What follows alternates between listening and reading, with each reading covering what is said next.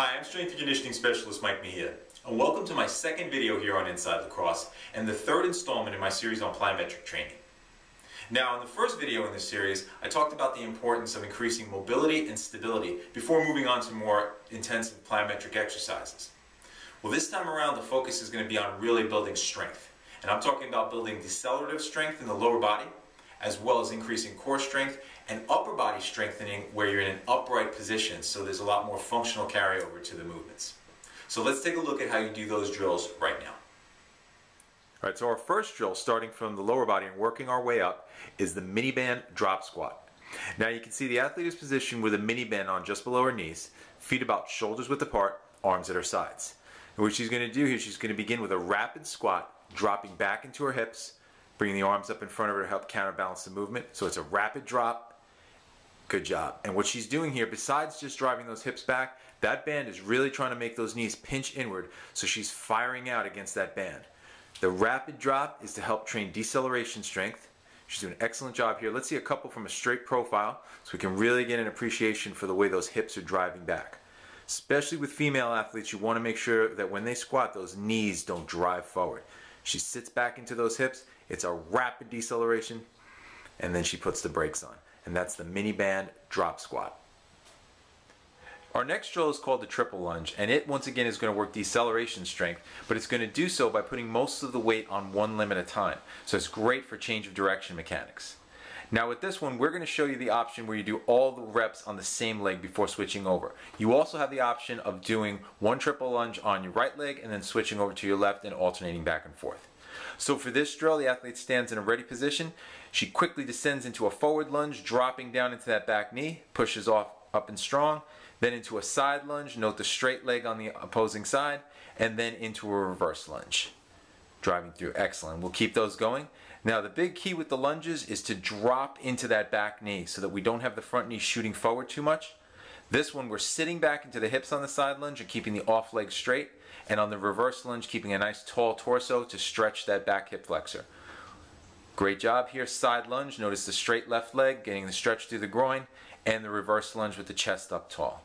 And that's the triple lunge, and as I said, you have the option of doing all the reps on one side and switching over, or alternating between legs. Our next lower body drill is easily the most challenging, and it's called the speed skater. For this one, the athlete is going to get down in a ready position, pick up the inside leg, and then drive out to the other side, absorb the landing, and then push out. Now notice we're starting small here. There's balance involved as well. And as you get better at these, you can start to cover more and more distance and start to really explode out. The big thing though is to land soft. Notice the way she's dipping into those hips. As soon as that foot contacts the ground, she's lowering the hips and firing out. Very challenging drill. You're going to want to start slowly with these and then open up the distance over time. And these are called speed skaters. Moving up into the core, our first drill is called the high kneeling chop. Now in this position, you see we have the athlete set up in a high kneeling position with the back leg set on a pad and the front leg positioned about 90 degrees. She's grabbing onto the rope handle, which is attached to the high pulley station of a cable station. And from here, the objective is to keep the shoulders and hips squared forward and chop down and across the body without moving through the torso. So the core muscles are working as dynamic stabilizers here, the core and postural muscles, and just getting a lot of work through that core, strengthening through the arms as well, and working a nice chopping pattern to help with a stronger shot. And these are called high kneeling chops, and you want to remember to work both sides. Our next drill is called the cable rotation. Now for these, the athlete's going to assume a ready athletic position. You can see the feet positioned about shoulders width apart, knees bent, hips flexed as well. Chest up nice and tall and arms extended towards the cable station. Now here we've adjusted the cable station to come down to about chest level. Now from here, she's got her left hand holding the handle first and wrapping the right hand over. That's because we're going to be doing all of these coming towards her left side. And in one motion, she's going to rotate through, keeping the arms straight, hold for a second, and come back and through. Notice the way she pivots the hips and turns the shoulders and the hips towards the camera. It's a strong rotation here. You want to think of your arms as part of the cable with the rotation coming through that whole core area into the upper part of the hips as well. This is a great exercise to do to prepare you for rotational medicine ball throws. And this is called the cable band rotation. And you want to remember to work both sides. Moving into the upper body, our first drill is the TRX suspension row.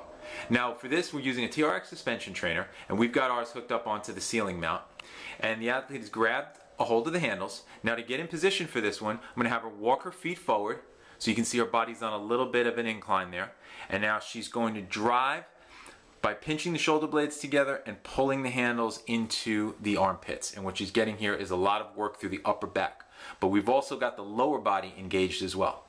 Now that's the easy version. If we want to make it a little more difficult, she simply moves her feet, walks her feet down forward a little bit, and now what we're going to get is a lot more resistance. Go ahead.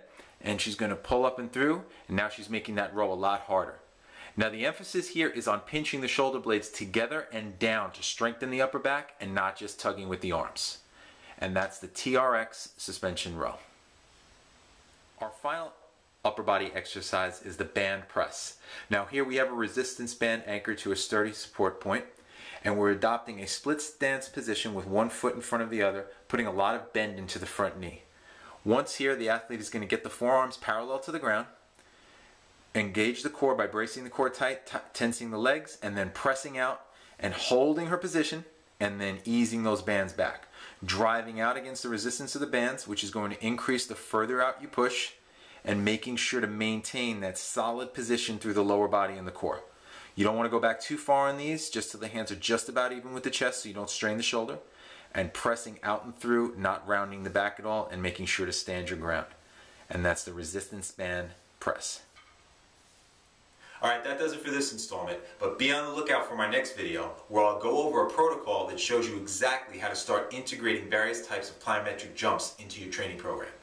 And in the meantime, if you have any questions or comments, feel free to drop me an email at mike@basesportsconditioning.com. I'll see you next time.